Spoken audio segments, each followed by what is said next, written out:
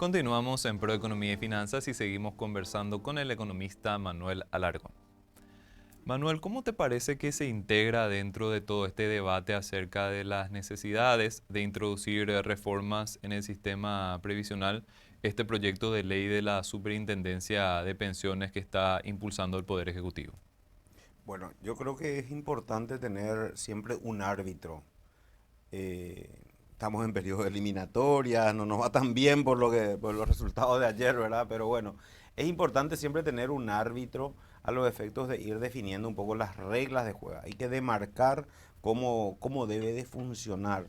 Probablemente gran parte de los problemas que, que hoy estamos observando, esas asimetrías entre las distintas cajas y dentro de la misma caja, en el caso de la caja fiscal, es porque no existió un árbitro, ¿verdad? O sea, el árbitro tiene que tener una función general a los efectos de asegurar, de preservar la estabilidad de la industria, por decirlo de alguna manera, ¿verdad?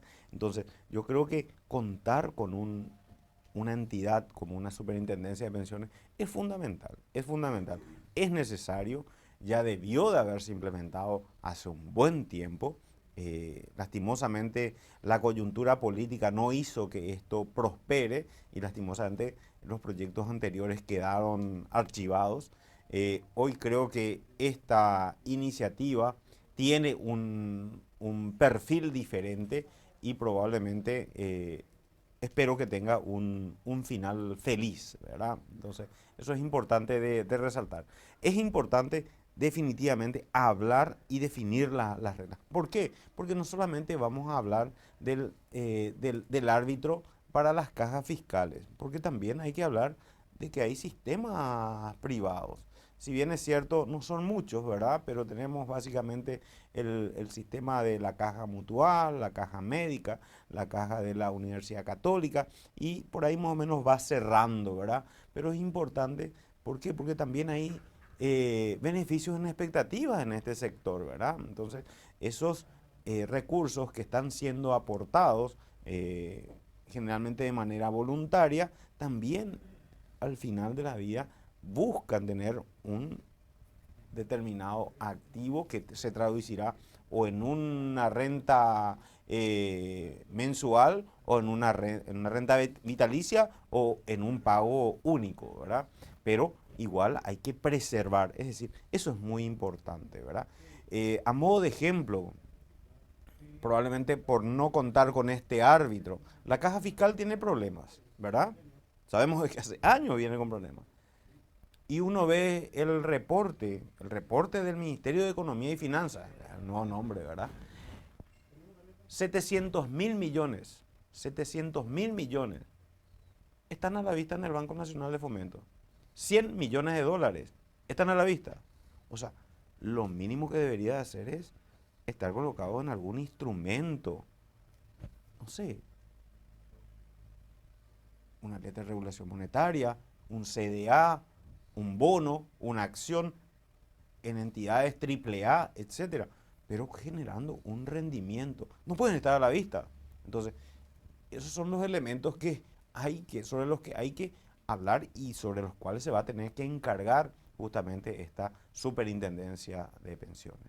Desde el punto de vista técnico, Manuel, creo que el consenso es amplio respecto a la necesidad de contar con este árbitro que estás diciendo, pero es también sumamente importante bajar esto a tierra para los sectores de los trabajadores, de los jubilados, teniendo en cuenta de que se está generando cierta tensión respecto a este proyecto. El debate es fundamental para ir encontrando los consensos y para que la gente también vaya comprendiendo qué es lo que implica una superintendencia de pensiones o un superintendente de pensiones y qué no, porque hay muchísimas cosas también que van circulando siempre en un periodo de tratamiento de un proyecto de este tipo. Claro, acá siempre la gran preocupación es la pérdida de discrecionalidad, yo creo, ¿verdad? Porque en algún sentido hoy las cajas vigentes tienen una cierta discrecionalidad a través de su consejo, ¿verdad? Entonces en su consejo se decide y bueno, y con eso está listo y es la palabra mayor. Pero es así. No lo sé, puede que sí, puede que no, ¿verdad? Entonces, lo importante es que eso sea transparente y que reúna ciertos criterios, ¿verdad? Entonces, ese es el punto y esa va a ser la función de esta superintendencia. Entonces, hay que generar la conciencia de que es importante siempre tener un árbitro. El árbitro no tiene por qué influir en el resultado, o sea, su función debería de ser neutra, ¿verdad? Lo que tiene que hacer es igualar las condiciones de juego. Entonces, ese es un poco el objetivo.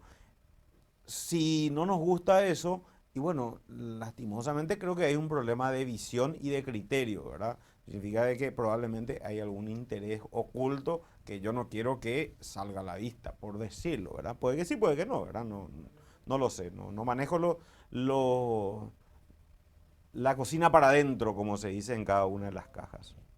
Manuel, este tema es fundamental en términos económicos por diferentes motivos. Ya estabas mencionando de que un sistema previsional que no funciona en términos contributivos, lo que hace es generar presión hacia los sistemas no contributivos, es decir, que el Sí, Estado vaya desembolsando diferentes ayudas para para las poblaciones que ya no pueden producir, generar sus recursos y evidentemente necesitan de dinero para poder subsistir por un lado. Y por otro lado, los organismos internacionales, calificadoras de riesgo, también mencionan periódicamente este tema de la sostenibilidad del sistema previsional en Paraguay como una cuestión a atender. De repente, inclusive hasta influye dentro de lo que es esa búsqueda de nuestro grado de inversión, que es fundamental para la economía paraguaya. Es decir, muchísimas cuestiones dependen de este tema previsional, de que nosotros lo podamos encaminar correctamente y que sea sostenible de cara al futuro. No es una cuestión menor. totalmente. O sea, ¿dónde se canaliza el ahorro de una economía? Es normalmente a través del sistema previsional. En la medida, porque ¿qué es lo que pasa? Finalmente, los aportes de hoy significarán beneficios de mañana, pero como es un producto, por decirlo de alguna manera, con un largo periodo de maduración, porque el periodo de vida laboral está entre los 30 y 40 años aproximadamente, entonces el periodo de maduración es largo. Entonces, ahí es donde se genera el ahorro. Entonces, ese ahorro también debe de sentar las bases para el financiamiento, para que crezca la inversión dentro de un país, ¿verdad? Entonces, eso es fundamental, por eso que decía, no podemos tener recursos ociosos colocados a la vista. Un caso que está publicado en la página web del Ministerio de Economía, ¿verdad? Entonces, IPS no lo publica, o sea, publica sus colocaciones, esto, pero no los recursos ociosos. En el caso de IPS, yo no recuerdo muy bien, pero creo que tiene aportes de creo que 35 millones por mes, ¿verdad? Entonces, estamos hablando de un volumen importante de recursos que están recaudando, ¿verdad? Entonces, eso debe de sentar las bases porque es el ahorro nacional que debe de sentar las bases para un crecimiento de mediano y largo plazo, ¿verdad? Entonces, también hay que darle esa visión. Manuel, puntualmente desde Dende y en el informe que estuvieron publicando respecto al sistema previsional, ¿qué se puede concluir respecto a las cuestiones puntuales que tenemos que hacer para garantizar un sistema previsional sostenible? Estuviste ya mencionando por partes, pero para resumir un poquitito, ¿cuáles son los puntos principales que ubican ustedes como prioritarios para ir encaminando? Bueno, creo que el primer punto es contar con un órgano regulador como una superintendencia. Primer punto. El segundo punto es unificar los criterios en materia de aportes, es decir, tanto empleadores como empleados tienen que tener una tasa de contribución similar, sino única. La tasa de reemplazo de beneficios también debería de estandarizarse. Los periodos de retiro también deben de estandarizarse. Los mecanismos de ajustes también deben de estandarizarse. Hoy tenemos IPC, otros tenemos salario activo, otro resultado actuarial. Y también hay que unificar cuál va a ser la base para el cálculo de la tasa de reemplazo del beneficio. ¿Por qué? Porque en algunos casos se considera el último salario, otro los últimos 36 meses, el otro los últimos 60 meses. Entonces, cuál es el criterio? O sea, estos son los elementos básicos. Pero más allá de eso, lo importante es que hablemos de todo el conjunto. ¿Por qué? Porque esto afecta a todos los paraguayos. Uno diría, no, pero para eso están las pensiones no contributivas, eso va a salvaguardar. Las pensiones contributivas son una casi quinta parte de lo que es el salario mínimo legal. Es decir, es casi de subsistencia. Entonces, no apostemos a eso porque lastimosamente eso no va a llevar al resultado esperado. ¿Por qué? Porque es prácticamente, son las personas que van a estar ahí prácticamente en el umbral de la pobreza, ¿verdad? Entonces, ¿queremos eso para nuestros abuelitos? Y yo personalmente no. Yo personalmente no. Y nos resta también espacio para otras cuestiones que necesitamos como país, Claro. Manuel. En la medida en la que el Estado tiene que cubrir esas pensiones no contributivas, se restan recursos que no sobran para obras de infraestructura y otras cuestiones que necesitamos también para el desarrollo económico nacional. Es así mismo. Manuel, te agradezco muchísimo tu tiempo, tu análisis. Creo que abordamos un tema sumamente importante. Es un tema que va a seguir en agenda dentro de nuestro programa y también dentro de lo que es el debate nacional. Así que esperamos contar con tu participación nuevamente.